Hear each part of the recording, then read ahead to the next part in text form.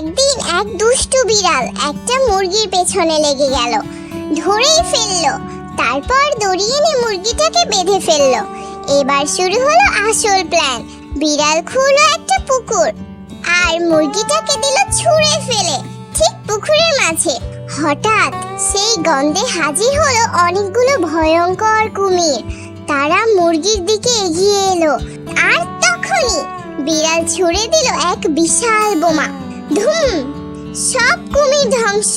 কিন্তু গল্প এখানেই শেষ না। বিড়াল দুইটা কুমির টেনে নিয়ে গেল বাসায়, আর কুমিরের চামড়া দিয়ে বানালো সুদৃশ্য হাত ব্যাগ।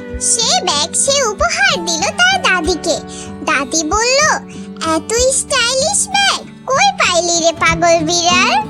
যদি তোমাদের এই ভিডিওটি ভালো লাগে তবে লাইক করো, আর যদি এমন আরো ভিডিও এবং মজাদার গল্প শুনতে চাও তাহলে চ্যানেলটি সাবস্ক্রাইব করো।